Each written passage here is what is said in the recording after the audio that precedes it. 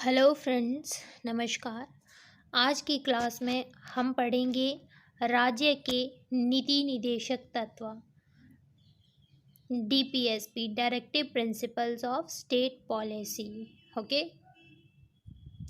आज की क्लास शुरू करने से पहले हम कुछ करंट इश्यूज़ को डिस्कस कर लेते हैं जो हमारे एग्ज़ाम से रिलेटेड है, हमारे आर्टिकल से रिलेटेड है। ओके, एक तो करंट में चला है कि Bharat replaces India in G20 invite from president, अर्थात जो G20 की मीटिंग, G20 की समिट भारत में हो रही है, उसमें जो इनविटेशन कार्ड गया उसमें जो है प्रेसिडेंट ऑफ इंडिया की बजाय जो है प्रेसिडेंट ऑफ भारत यूज़ किया है। तो अपोजिशन पार्टी का ये कहना है कि ये अनकॉन्स्टिट्यूशनल है कि भारत का जो है प्रयोग कर दिया, इंडिया का नहीं किया। खैर, ये तो पॉलिटिक्स है, ये हमारे काम की नहीं है। हमें जो एग्ज़ाम के लिए देखना है आर्टिकल 1, हम पिछली क्लास में ये कर चुके हैं। उसमें ऑलरेडी हमें दिया गया है India that is Bharat, Bharat अर्थात इंडिया, अर्थात दोनों नाम जो है कॉन्स्टिट्यूशनल में हमारे मेंशन है, तो इसमें अनकॉन्स्टिट्यूशनल जैसा कुछ भी नहीं है। ओके, तो ये था यहाँ से कि आर्टिकल 1 में ऑलरेडी दिया हुआ है इंडिया और भारत दोनों नाम। ओके, और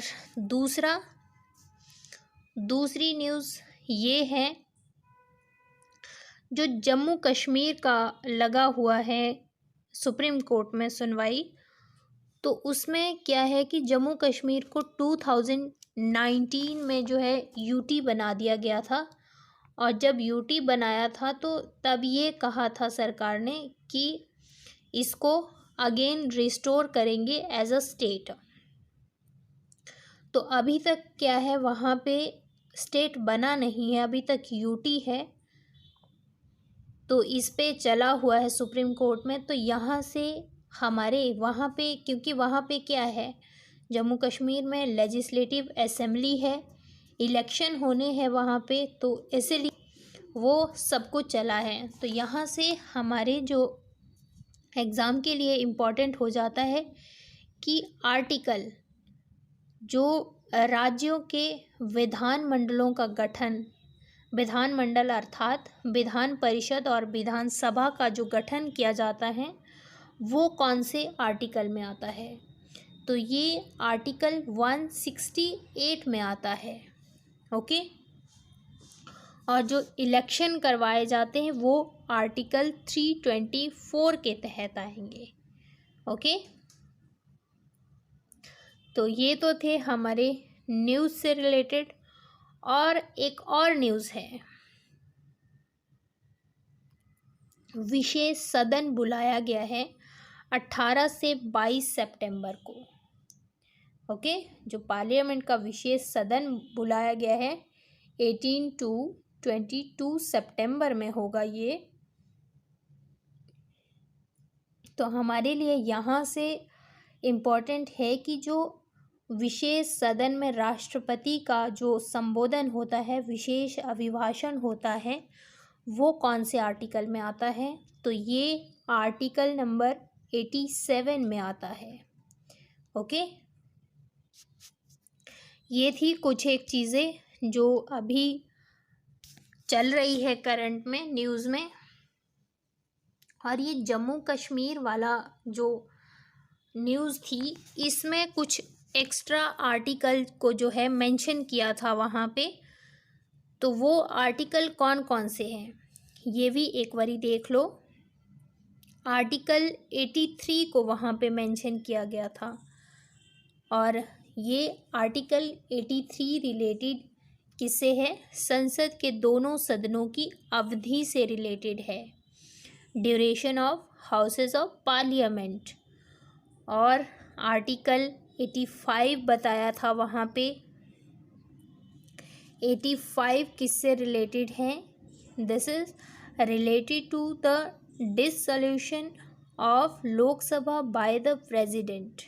Okay, और आर्टिकल 172 आर्टिकल वहाँ पे था।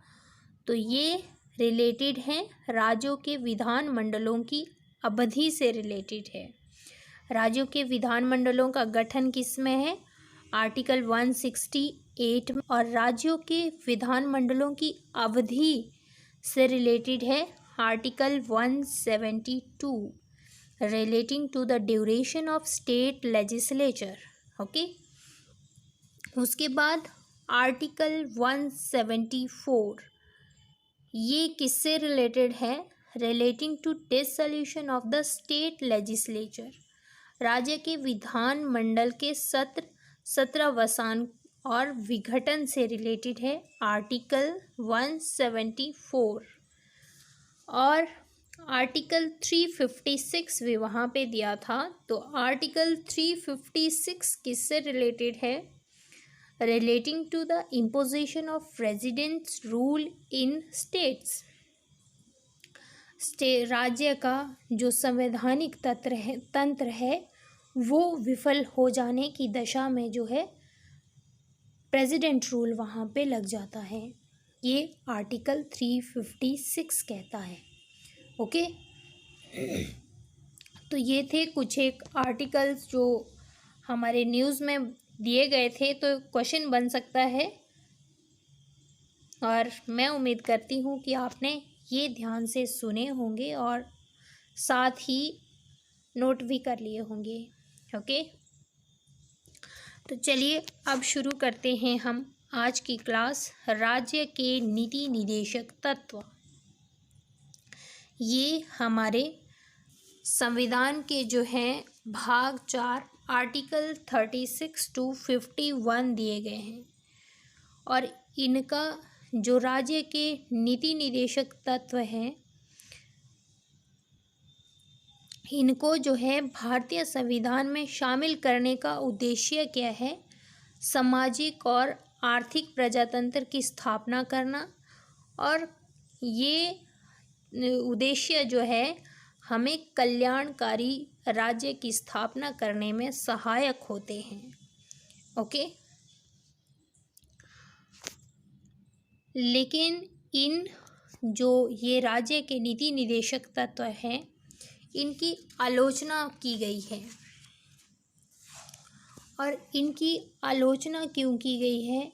क्योंकि इनका क्या है कि कोई कानूनी शक्ति नहीं है, ये गैर न्यायोचित है, इसीलिए इनकी आलोचना की गई है।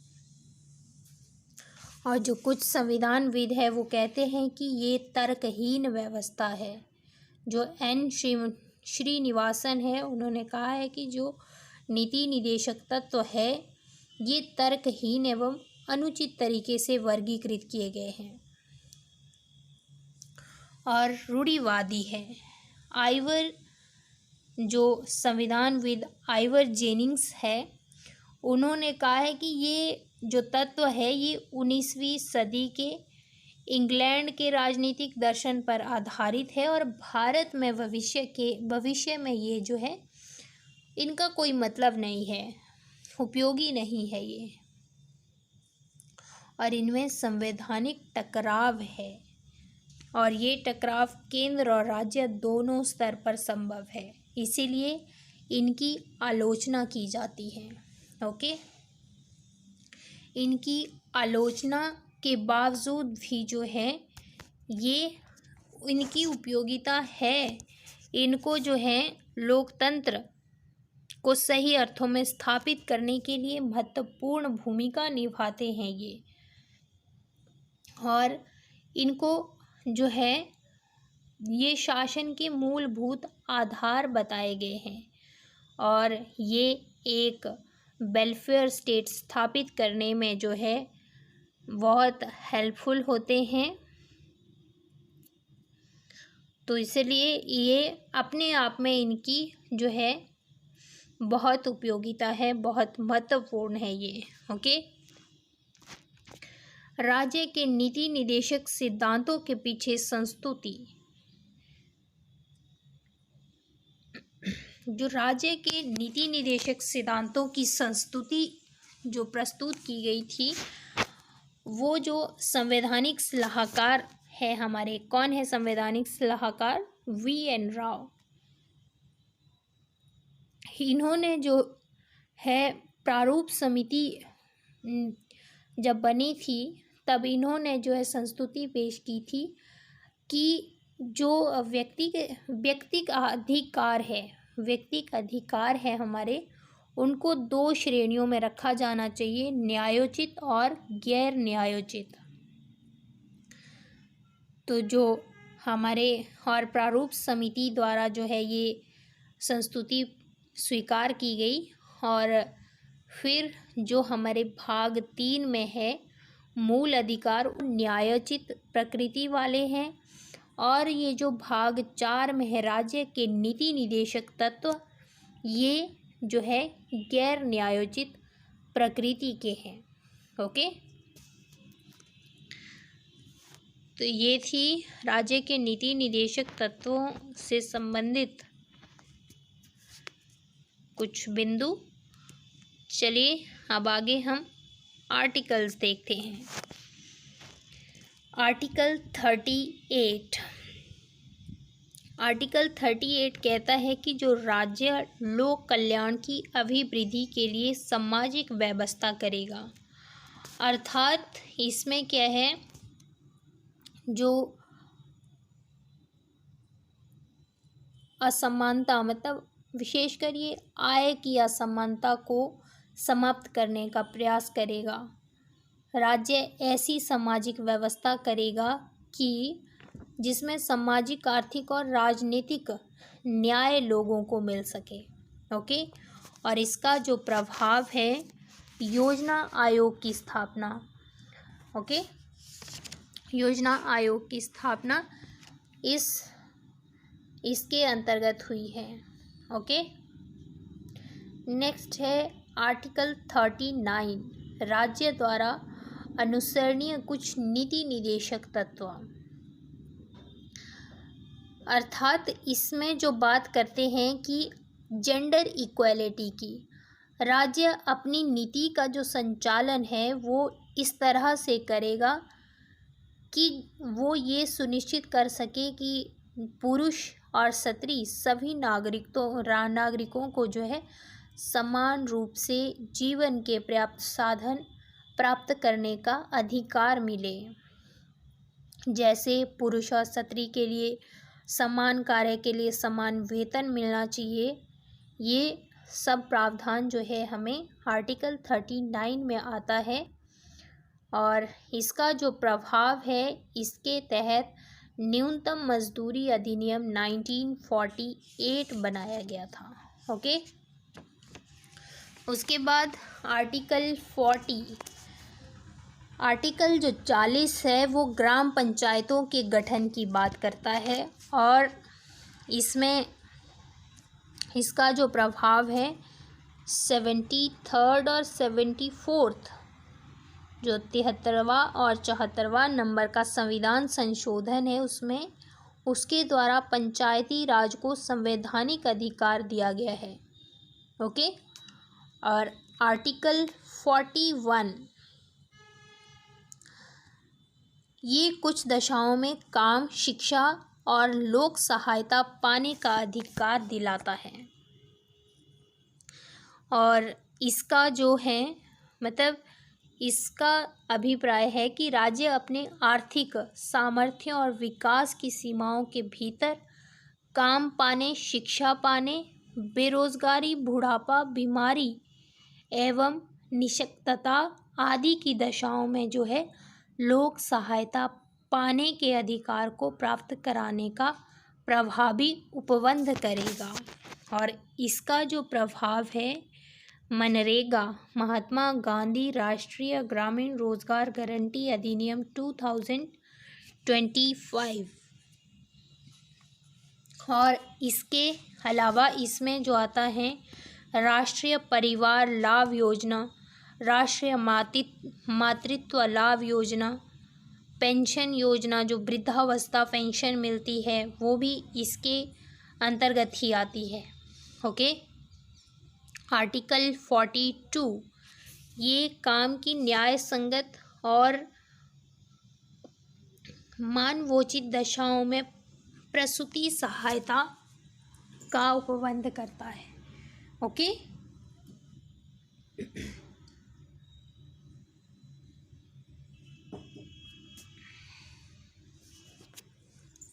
इसमें इसका प्रभाव क्या है?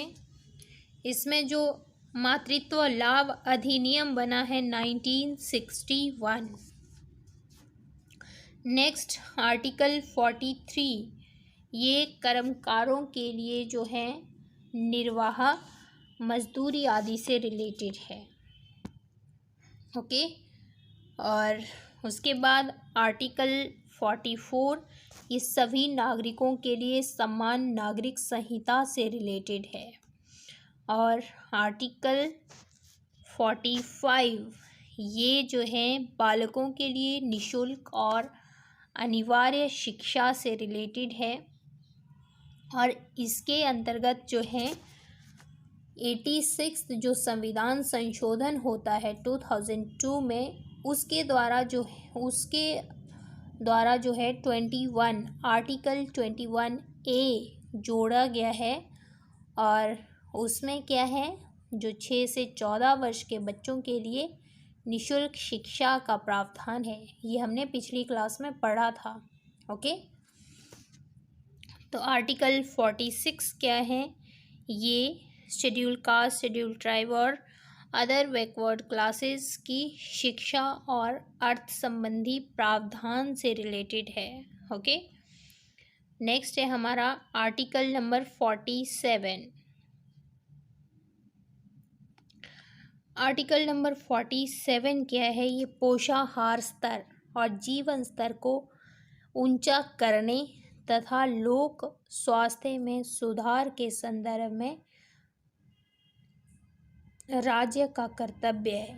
ओके। और नेक्स्ट है हमारा 48 कृषि और पशुपालन का संगठन। इसका जो प्रभाव है 48 का बाद में जोड़ा गया है, उसमें पर्यावरण एवं वन्य जीव संरक्षण अधिनियम 1972 को जोड़ा गया है। ओके। तो आर्टिकल 49 आर्टिकल 49 जो है राष्ट्रीय महत्व के संस्मारकों, स्थानों और वस्तुओं का संरक्षण करता है। और आर्टिकल 50 जो है ये कार्यपालिका से न्यायपालिका का पृथक्करण करता है।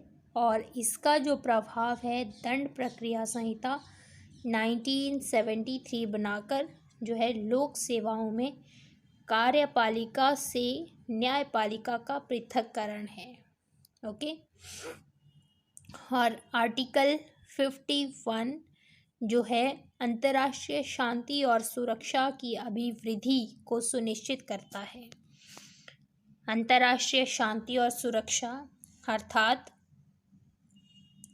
राष्ट्रों के बीच न्याय संगत और सम्मानपूर्ण संबंधों को बनाए रखने का प्रयास करेंगे ये।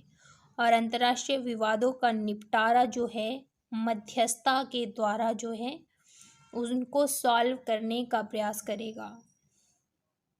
और जो अंतर्राष्ट्रीय विधि और संधि की बाध्यताओं के प्रति आदर जो है प्रकट करेगा। ओके। और ये है फिर कुछ बाद में जोड़े गए आर्टिकल्स। आर्टिकल 39 को ये बाद में जोड़ा गया है सॉरी। इसमें जो है समान न्याय एवं निशुल्क विधिक यानी कानूनी सहायता प्राप्त करने का अधिकार है 39 क में। 39 च में क्या है? बालकों तथा अल्पवयस्क व्यक्तियों की शोषण से रक्षा तथा स्वतंत्र एवं गरिमामय वातावरण में स्वास्थ्य विकास के अवसर पाने का अधिकार है। ओके। और फिर आर्टिकल 43 क ये भी बाद में जोड़ा गया है। इसमें है उद्योगों के प्रबंध में कर्मकारों की सहभागिता। और आर्टिकल 48 क में है पर्यावरण संरक्षण एवं वन्य जीवों की रक्षा। ओके। और जो ये हमारे राज्य के नीति निदेशक तत्व है, इनका वर्गीकरण किया गया है। और इनका वर्गीकरण जो है 3 स्तर पर किया गया है। एक समाजवादी सिद्धांत, गांधीवादी सिद्धांत और उदारवादी सिद्धांत। जो हमारा आर्टिकल 38 क ख ग घ ड है, इनको समाजवादी सिद्धांत में रखा गया है। और 39 क, 42 और 43 क ये समाजवादी सिद्धांत की श्रेणी में रखे गए हैं। 38 का क्या है? लोक कल्याण की अभिवृद्धि के लिए सामाजिक व्यवस्था करना। 38 ख आय की असमानताओं को दूर करने का प्रयास करना। और 38 ग जो है वो समुदाय के भौतिक संसाधनों का स्वामित्व व नियंत्रण इस प्रकार हो जिससे सामूहिक हितों की सर्वोत्तम रूप में प्राप्ति हो सके। और ग बात करता है 38 घ जो रिलीजियस और क्षत्रियों दोनों को समान कार्य के लिए समान वेतन। और 38 ड जो है पुरुष और स्त्री कर्मकारों के स्वास्थ्य व शक्ति का तथा बालकों की सुकुमार अवस्था का दुरुपयोग ना हो, इससे रिलेटेड है। ओके। तो इनको जो है समाजवादी सिद्धांत की श्रेणी में रखा गया है। और जो गांधीवादी सिद्धांत है वो है हमारे आर्टिकल 40 जिसमें ग्राम पंचायतों का गठन बताया गया है। आर्टिकल 43 इसमें कुटीर उद्योगों को प्रोत्साहन बताया गया है। और 43 ख जो है इसमें सहकारी समितियों के स्वैच्छिक गठन, स्वायत्त संचालन, लोकतांत्रिक नियंत्रण और व्यावसायिक प्रबंधन को बढ़ावा देना है। और 46 में जो है अनुसूचित जातियों, अनुसूचित जनजातियों और जो अदर बैकवर्ड क्लासेस हैं इनको शैक्षिक व आर्थिक हितों की अभिवृद्धि से रिलेटेड हैं। आर्टिकल 46 और आर्टिकल 47 ये स्वास्थ्य से संबंधित है कि जो स्वास्थ्य के लिए हानिकारक नशीली दवाएं, मदिरा, ड्रग्स के औषधीय प्रयोजन से जो है उसके प्रयोग पर प्रतिबंध से रिलेटेड है ये। ओके। और जो आर्टिकल 48 है इसमें गाय, बछड़े और अन्य जो दुधारू पशु है उनके वध पर प्रतिबंध से संबंधित है हमारा आर्टिकल नंबर 48। ओके। तो ये गांधीवादी सिद्धांतों में रखे गए हैं। उसके बाद उदारवादी सिद्धांत आर्टिकल 44, 45, 48, 48 का और 49, 50, 51 इनको जो है उदारवादी सिद्धांतों में रखा गया है। ओके।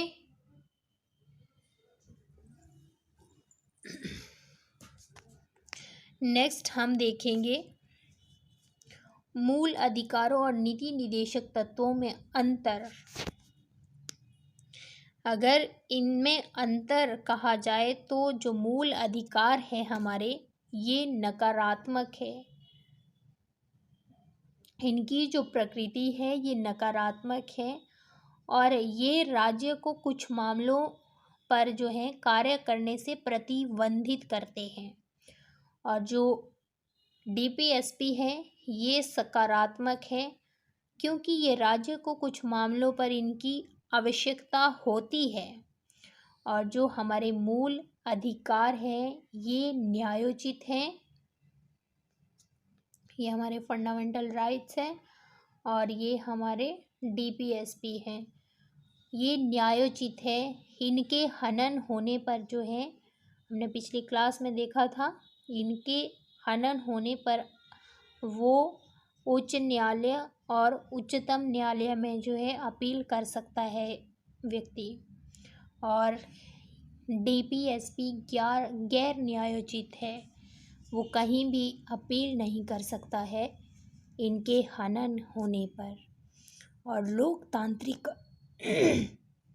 न्यायोचित व्यवस्था है और जो हमारे फंडामेंटल राइट्स है, इनका उद्देश्य लोकतांत्रिक राजनीतिक व्यवस्था करना, स्थापित करना है। और दूसरी तरफ जो है सामाजिक एवं आर्थिक लोकतंत्र स्थापित करना इसका उद्देश्य है। कानूनी रूप से मान्य है। और जो डीपीएसपी है ये नैतिक और राजनीतिक रूप से मान्यता प्राप्त है। इनको ये व्यक्तिक है। जो हमारे फंडामेंटल राइट्स है ये व्यक्तिक है। और जो दूसरी ओर हमारे डीपीएसपी है ये समाजवादी है। जो फंडामेंटल राइट्स है ये स्वतः लागू होते हैं और वो लागू करने पड़ते हैं। और ये जो हमारे फंडामेंटल राइट्स है ये न्यायालय इस बात के लिए बाध्य होता है कि वो किसी भी मूल अधिकार के हनन की विधि को गैर संवैधानिक एवं अवैध घोषित करे। और दूसरी तरफ ऐसा नहीं हो सकता, वो गैर संवैधानिक और अवैध घोषित नहीं कर सकता। ओके। बाल श्रम संशोधन अधिनियम 2016 ये क्या है? इसमें बात की गई है बच्चों से रिलेटेड कि जो 14 वर्ष से कम आयु के बच्चे हैं उनको काम पर रखने पर जो है पूर्ण प्रतिबंध है। और इसी तरह जो है ये आईएलओ और यूनिसेफ की जो मानक है उनको भी पूरा करता है। बच्चों को काम पर रखने पर प्रतिबंध है। और जो 14 वर्ष से कम उम्र के बच्चे हैं अगर उनको रखा जाता है, रखने वाले नियुक्ति करने वाले व्यक्ति को 2 वर्ष की सज़ा और 50,000 जुर्माना लगाया जा सकता है। और जो बच्चों के लिए कहा गया है कि बच्चे स्कूल के बाद केवल 3 घंटे जो है पारिवारिक उद्यमों में कार्य कर सकते हैं। और इसमें भी टाइम पीरियड है कि जो सुबह प्रातःकाल से 8 बजे से शाम के 7 बजे तक वो परिवार के किसी भी कार्य में भाग नहीं लेंगे, उसके बाद कर सकते हैं 3 घंटे। ओके। तो ये था हमारा डीपीएसपी से रिलेटेड। उम्मीद करती हूँ आपको समझ आ गया होगा। मूल कर्तव्य अगला है हमारा मूल कर्तव्य। मूल कर्तव्य से रिलेटेड जो हमारा एग्ज़ाम पॉइंट ऑफ व्यू से हमारे लिए इम्पोर्टेंट है कि मूल कर्तव्य हमारे भाग 4 क में है। और आर्टिकल 51 क, सिर्फ एक आर्टिकल है इसका 51 क। और इनको जो है स्वर्ण सिंह समिति की सिफारिश पर ऐड किया गया है। हमारे संविधान में मूल कर्तव्य को स्वर्ण सिंह समिति की सिफारिश के आधार पर जोड़ा गया है। ओके। ये जब 1976 में 77 में जब इमरजेंसी चली थी उस समय जो कांग्रेस पार्टी ने सरदार स्वर्ण सिंह की समिति का गठन किया था और मूल कर्तव्य एवं उनकी आवश्यकता की जो संस्तुति देने के लिए गठित किया था इसको। तो फिर 42वें संविधान संशोधन अधिनियम 1976 में इसे स्वीकार करते हुए लागू कर दिया गया। हालांकि जो स्वर्ण सिंह कमेटी है उसने जो है 8 मूल कर्तव्यों का सुझाव दिया था, लेकिन 10 जोड़े गए थे मूल कर्तव्य 42वें संविधान संशोधन द्वारा 1976 में जो है संविधान के भाग 4 का आर्टिकल 51 का में जो है 10 मूल कर्तव्यों को जोड़ा गया था। फिर उसके बाद 86 में जो है 86 संविधान संशोधन होता है, 86 संविधान संशोधन अधिनियम 2002, जिसमें बच्चों की निःशुल्क शिक्षा की बात की गई है। तो वो बच्चे के पेरेंट्स है उनका मूल कर्तव्य है अपने बच्चों को शिक्षा दिलाना, और ये जोड़ा गया है 11वां मूल कर्तव्य। तो इस तरह से हमारे मूल कर्तव्य कितने हैं? 11 मूल कर्तव्य है। ओके, और जो ये मूल कर्तव्य है इनमें जो हमने पिछली क्लास में पढ़ी थी रिट 5 तरह की, वो रिटें इनमें लागू नहीं होती हैं। परमादेश द्वारा ये प्रभावी नहीं बनाया जा सकता इनका, और न्यायालय जो है मूल अधिकारों का उल्लंघन होने पर जारी कर सकता है रिट, लेकिन जो मौलिक कर्तव्य है ये लोगों के नैतिक उत्तरदायित्व हैं और इन पर जो है नहीं लागू कर सकता है कोई भी रिट। ओके, जो मूल कर्तव्य है हमारे 11 हैं, वो एग्ज़ाम में नहीं पूछे जाएंगे, लेकिन आपको नॉलेज होना चाहिए उसका। तो आप एक बारी सुन लो कि हमारे 11 मूल कर्तव्य क्या है। एक है संविधान का पालन करें और उसके आदेशों, संस्थाओं, राष्ट्रध्वज और राष्ट्रगान का आदर करें, ये नंबर 1 है। नंबर 2, स्वतंत्रता के लिए हमारे राष्ट्रीय आंदोलन को प्रेरित करने वाले उच्च आदर्शों को हृदय में संजोए रखें और उनका पालन करें। 3, भारत की संप्रभुता, एकता और अखंडता की रक्षा करें और उसे अक्षुण्ण रखें। 4, देश की रक्षा करें और आह्वान किए जाने पर राष्ट्र की सेवा करें। 5 है भारत के सभी लोगों में समरसता और सम्मान, भ्रातृत्व की भावना का निर्माण करें, जो धर्म, भाषा और प्रदेश या वर्ग आधारित सभी भेदभावों से परे हो। ऐसी प्रथाओं का त्याग करें जो स्त्रियों के सम्मान के विरुद्ध है। नंबर 6, हमारी मिश्रित संस्कृति की गौरवशाली परंपरा का महत्व समझें और उसका परिरक्षण करें। नंबर 7, प्राकृतिक पर्यावरण जिसके अंतर्गत वन, झील, नदी और वन्य जीव सम्मिलित हैं, उनकी रक्षा करें और उनका संवर्धन करें तथा प्राणी मात्र के प्रति दया भाव रखें। नंबर 8, वैज्ञानिक दृष्टिकोण, मानववाद, ज्ञानार्जन तथा सुधार की भावना का विकास करें। नंबर 9, सार्वजनिक संपत्ति को सुरक्षित रखें और हिंसा से दूर रहे। नंबर 10, व्यक्तिगत और सामूहिक गतिविधियों के सभी क्षेत्रों में उत्कर्ष की ओर बढ़ने का सतत प्रयास करें, जिससे राष्ट्र निरंतर उपलब्धि। हम नंबर 10 की बात कर रहे थे। व्यक्ति और सामूहिक गतिविधियों के सभी क्षेत्रों में उत्कर्ष की ओर बढ़ने का सतत प्रयास करे, जिसे राष्ट्र निरंतर बढ़ते हुए प्रयत्न पर उपलब्धि की नई ऊंचाइयों को प्राप्त कर सके। और नंबर 11, 6 वर्ष की आयु से 14 वर्ष की आयु के बच्चों के माता पिता और संरक्षक जो भी हो, उन्हें शिक्षा के अवसर प्रदान करें।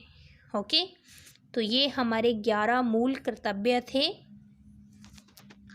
उम्मीद करती हूँ कि आपको पूरी क्लास अच्छी लगी हो। क्लास को लाइक कर दीजिए, चैनल को सब्सक्राइब कर दीजिए। Thank you so much.